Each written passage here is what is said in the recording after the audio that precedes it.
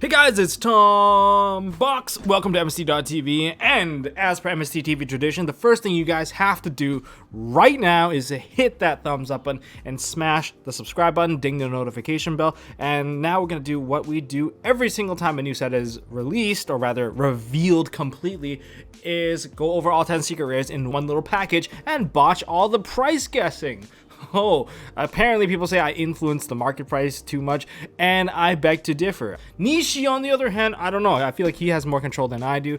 I'm just the guy that likes to talk about cards. Now, aside from talking about the price points of the most, secret rare cards of the set, I've got a secret for you guys right now, which is we're going to talk about some of the underrated stuff of the set. Stuff that is more or less common. But these cards are things that I think I want to shine a light on because I think they're actually quite interesting. Hey, maybe they'll even influence our game in the future. And that's what we're doing. So let's move on. Now, if you guys want to find out where everything was revealed, it was revealed by Team Samurai X1, DZ, Rev Cards UK, and myself. Because, of course, thank you, Konami, for sponsoring us with boxes to open. And, of course, don't forget, guys, the giveaway is live for this box of Blazing Vortex. I wish I could open it, but this one is going to go out to one lucky subscriber out there. So make sure you guys hit that subscribe button if you guys haven't done so already. You guys are missing out. Maximize your chances. And okay, so let's start off by taking a look at all of these cards. And if you guys want the links to all of the videos, I have posted it in the description. Okay, so anyway, starting off with number 000, we have Warrock Mountain. Of course, this is a TCG World Premiere card. We have the Field Spell. Like many Field Spells, it adds a card to your hand. Unfortunately, after reviewing the entire Warrock archetype, I feel like they need so much more support before they actually can compete with stuff like Zeus, stuff like, I don't know, basically anything in the current format of meta or rogue. Kind of slow in my opinion. Okay, sure, like all field spells, adds a Warrock monster from the deck to the hand. Okay, that's cool. At the start of the battle phase, if you control no monster or all monsters you control are warrior monsters, you can special summon a Warrock monster from your hand. The thing is, the whole archetype plays around the battle phase.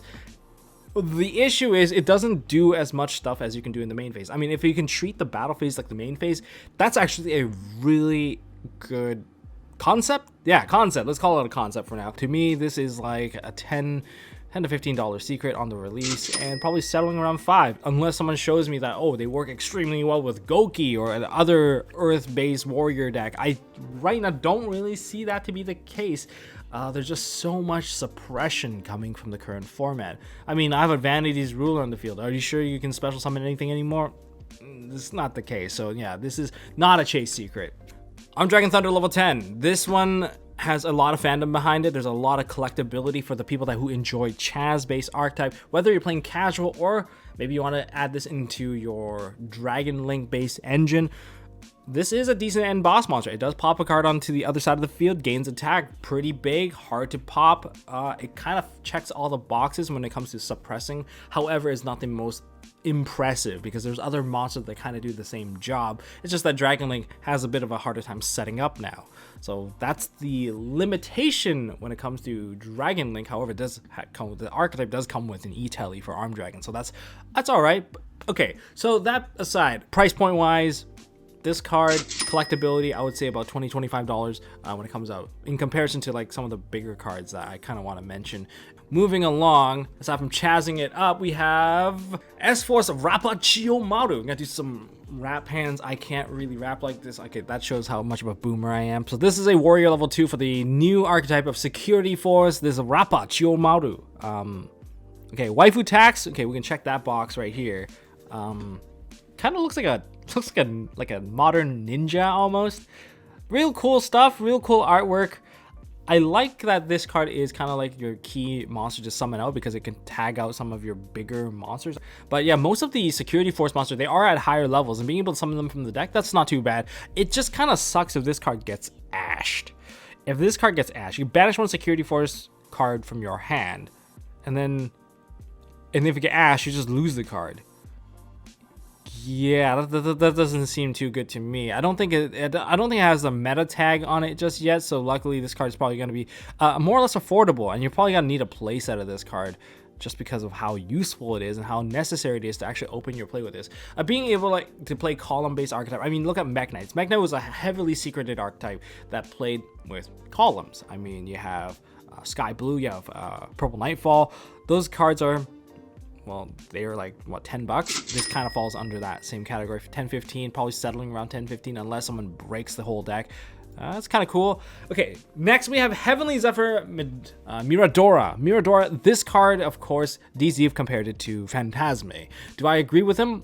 Yeah, more or less. I do like this card effect. In fact, I'm just going to read the card effect to you guys. The activation of this card's effect cannot be negated. That's checkbox value, cannot be negated. So in other words, that's going to add maybe $5 to the total. Your opponent, if your opponent special summons a monster with 2,000 or more attack from the extra deck, except during the damage, we can special summon this card. So the special summoning of this card more or less cannot be negated. However, if you can't special summon, you can't even activate it. So, you know, just remember the activation is always legit. I like the fact that this is a hand trap that mainly cannot be stopped. You can't gamma this, I think.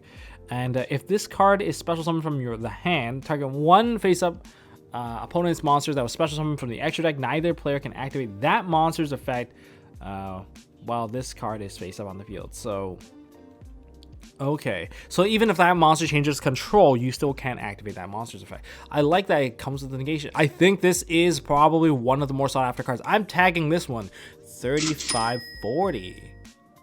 Yeah, 3540. Is there a better card? I really don't know. But this seems like a 3540 S card, perhaps even more. It's almost like a Phantasme. Like, thinking back, this set reminds me a little bit of like Savage Strike. Savage Strike had Phantasme, of course, but it also had the pot. And there's a pot card in here too. That's kind of what I'm feeling like, and I hope this isn't going to be the Phantasme, because that's going to get pretty pricey. And it does target, so there's a limitation. You can't use this to stop stuff like Predaplant, Verte, Anaconda. This one, I can't put a settle price on this, because if it does become meta as a proper side deck card, I can't really judge it. But one thing I want to point out about this card is that Tempest can search it up because it's wind and it's a dragon. In other words, this is a searchable hand trap if you go into Dragon Link. So new Dragon Link might be able to play this. Okay, next up, we have Elglich, the Mad Golden Lord. Eldlich, one Eldlich monster plus a level 5 or higher zombie monster. You know what I find funny about this card is that any zombie deck should be that's using Super Poly should probably put a copy of this just in case they play the mirror match, and then they can summon out a really difficult to break monster. And being an Eldlich, well, this is not a card that you would put 3 of in your deck. I don't think you're gonna put 3 of in your deck, but I mean, in the mirror match, hey, being able to Super Poly off your opponent's Golden Lord to put this Golden Lord on the field, and the name changes into Golden Lord while it's on the field. So in other words, all your traps are still alive. Hey, this thing is actually pretty solid. I would say, you know what? It's also a potential Super Poly, I guess, library card. I do like this card. Is it a money card? Maybe $20, maybe dropping to 15. That's my guess, because there's just better cards in the set. Nothing like the whole set can't be like $100. It would not make any sense, because everyone would buy out all the boxes at that point and just profit off of the whole thing. Next, we have number 05, or sorry, this is not 05, this is number 50, 050. And this is the Underworld Goddess of the Closed World. I pulled it in my video, I think. Do I have it around here? I think I have it on my table somewhere. I probably threw it somewhere. But anyways, this card, is this a money secret? I can't say. It's really between this and the Zephyr. I think Zephyr probably has an edge on this card. I mean, this is a generic Link boss, but this isn't exactly for everyone. But it does provide everyone with the option to break boards. You can link off your opponent's monster, because that's the key sell point of this card, is that using 4 or more effect monsters, which is a very hefty cost, you can use one of your opponent's monsters as a link material to summon out this card. In other words, it's not even an activated effect, it's just part of her summoning condition as her link summon. It reminds me of using, say, the Chimera Tech Mega Fleet Dragon, Chimera Tech Fortress Dragon. It's one of those cards that you can just use your opponent's stuff to do things. I see this being useful in Evil Twins for sure, because Evil Twins, they lock you into fiends. This card is a fiend-based monster, and they are the ones that are able to generate the body quite easily. So in other words, if you want to capitalize on this, you need a Link 2 monster, all right, on the field, and 2 of your own other monsters. Then you can use one of your opponent's monsters, and they can't really stop you. It's not an activated effect or anything, and this card is very annoying to kill. You need to use your Veilers, you need to use stuff that actually target it to kill it. You can negate the summon, of course, with Solemn Judgment or Solemn Warning, but once you get past that point, you can't Solemn Strike this card. All right, you can't do that because this card is unaffected by anything that doesn't actually directly target it, and therefore summoning out from the graveyards can be a lot more difficult. Any effect or card that special summons out of the graveyard, boom, negate the activation. And I think that is once per turn. Yeah, that's a once per turn limitation. It's still pretty strong. I'd say price point wise, 25, 30 or so. And it really depends on where the meta shifts on this one. I can't put a settle price on this, but if it settles, if no one really plays it, maybe it'll become like a $15 card, 15, 20. I think the utility of being able to break a board is always going to hold some value.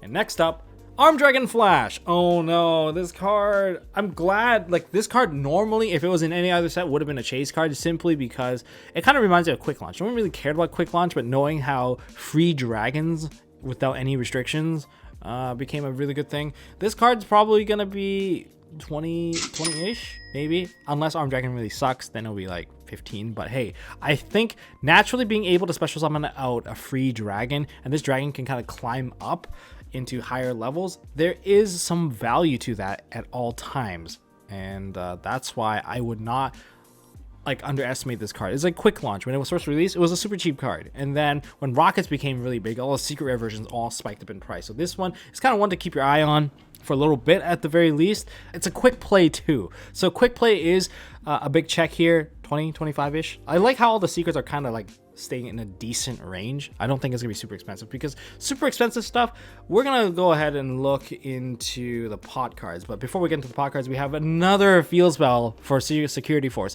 Seems like Security Force and Armed Dragon both get 2 secret rares.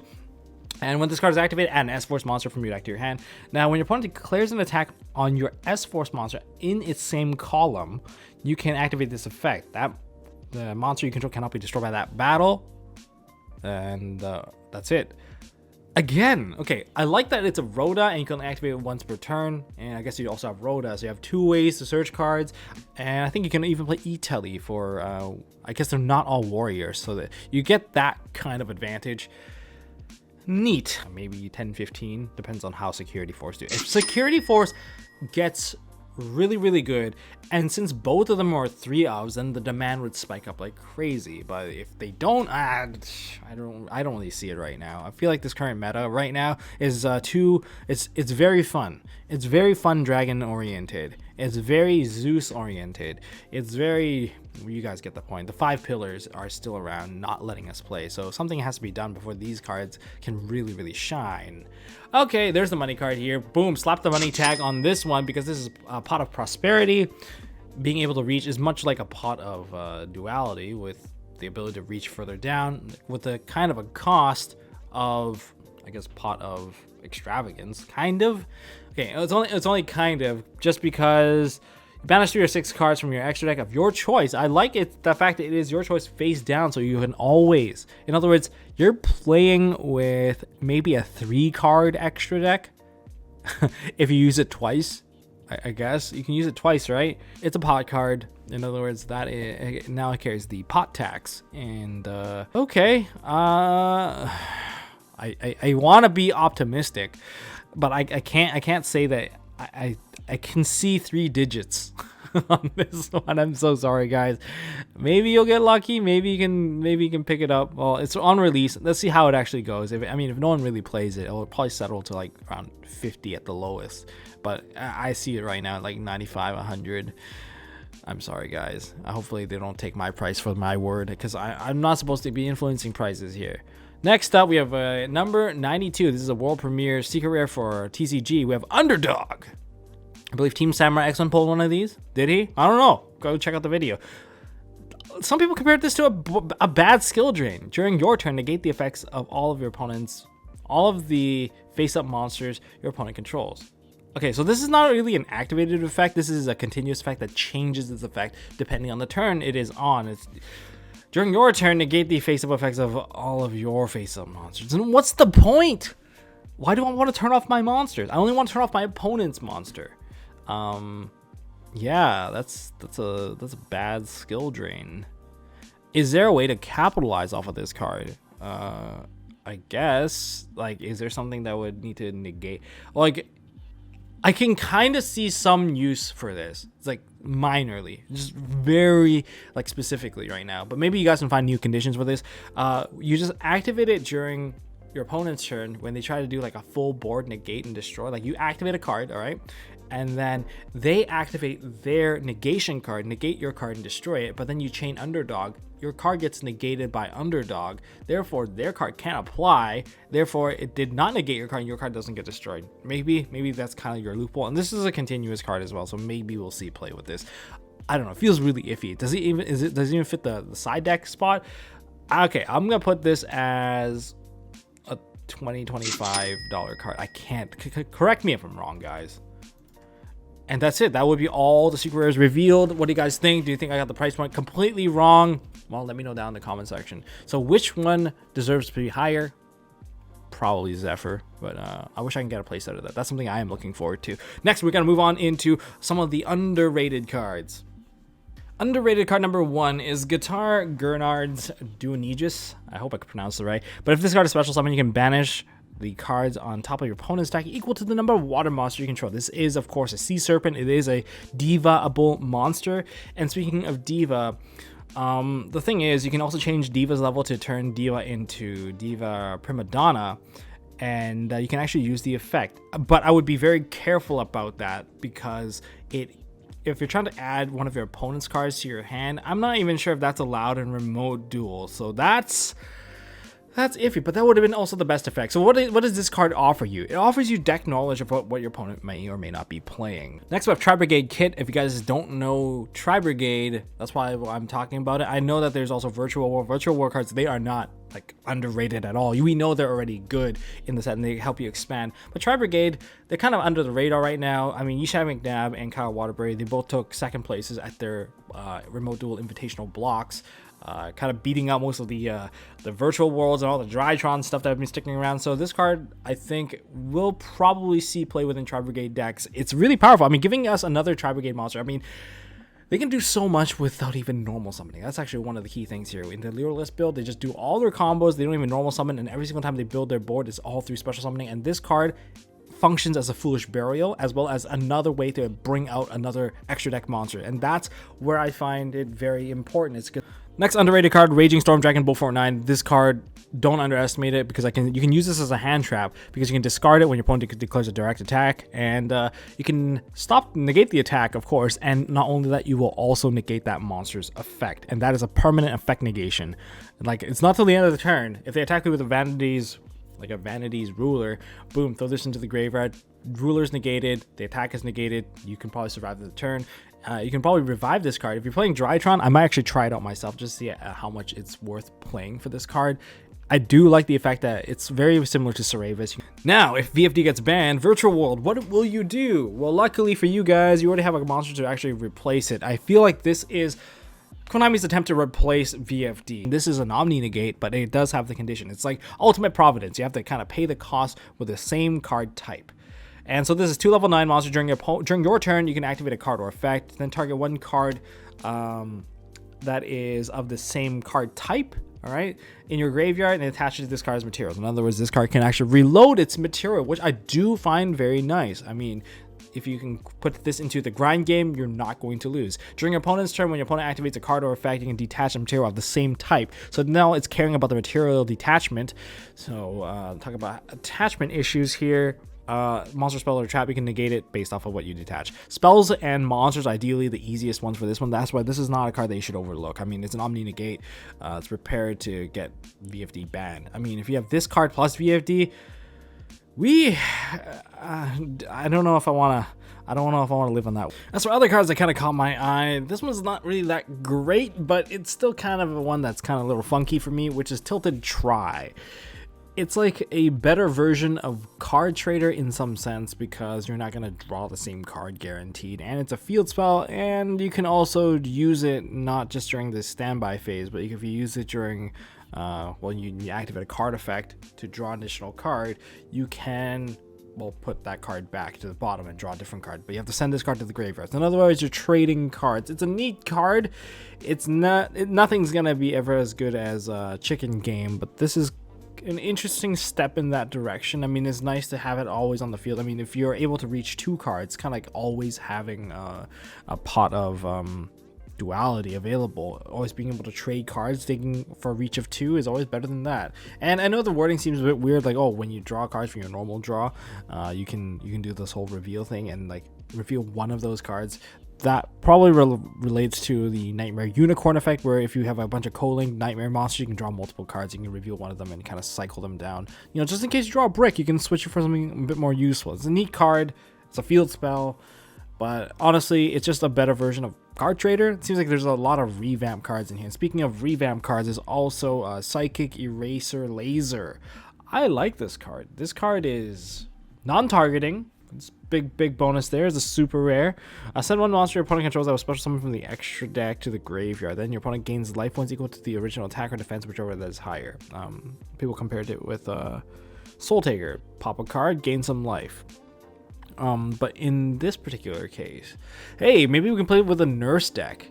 I mean, if your opponent builds a really big monster and you just drop this nurse onto the field, is this another is Nurse Burn coming back? I don't know, but I do like the fact that it's a non-targeting send. You can send Dragoon away. You can send away a Zeus. That's a good thing. Although your opponent will gain 3,000 life points for that Zeus, but hey, I think it's still pretty neat that we have non-targeting removal, because even if they just remove the card themselves, they still have to pay the price if they have 2 or more cards, giving you that really good benefit.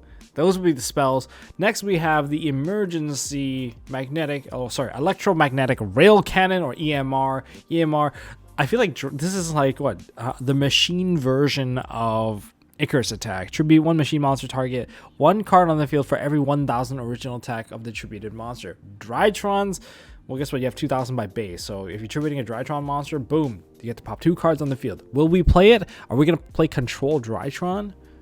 Well, I think that's very unlikely. Since you can't tribute from the hand, that is always going to be a limitation. And being able to pop back row is not bad. I'm saying it's a decent card. I mean, once they have established control, whatever that's left over on the Drytron that's on the field, unfortunately, even if they have that Drytron left over on the field, they have to still end up drawing this card, which isn't going to be easy. I mean, you can go into Trap Trick to dig into this, but is it worth it? I think that time will tell whether or not the tempo is worth it to tribute one of your machines to actually pop 2 cards on the field. Or if you're playing the Meteonis Drytron monster, Draconids, you get to pop 4 cards. In that case, it does make me want to try it out. I mean, popping 4 cards, yeah, that doesn't sound too bad. Is there a way to ritual summon during my opponent's turn? If there is, let me know down in the comments section. But I think the last card that's super hype for me is that Angel Statue, Azurune. Azurune's by base is already pretty good. It's an 1800 beat stick. It's also a trap, but then when your opponent would special summon a monster, you get to negate that summon. This is like a Horn of the Heaven as a monster, one of the Horn of the Heavens anyways, and you get to do just send one of your continuous trap in the monster zone to destroy that special summon monster. That's not too bad. Black Horn of the Heaven is kind of what I'm thinking of right now. So yeah, it's a Black Horn of the Heaven with a body. And if this card is destroyed by battle, you get to pop whatever that destroyed it. So it's not too bad. It's also level 4, so you can overlay with it into an Abyss Dweller. There's a lot of potential with this card. I like this card. Maybe you can play it with your I would say you can try to play it with the current deck that plays with the traps. We have Eldlich. Eldlich should probably play this. They can try it out at the very least. I think it's actually a decent thing to actually try out, simply because you can use it to, well, pop cards. You can use your oh, they're on the field now, what am I going to use them for? Well, you can use it to pop cards. Yeah, these are the 8 of the cards that I think probably will see a bit more attention in the future for Blazing Vortex. So that's all I got for this video, guys. If you guys enjoyed this video, smash that thumbs up button. If you guys want to see more stuff from MST.TV, hit the subscribe and ding the notification bell if you guys haven't done so already. And make sure, remember guys, there is a giveaway for this box of Blazing Vortex. I'm just reminding you guys again that it exists. And yeah, link is in the description, so check it out, and I'll see you guys in the next one.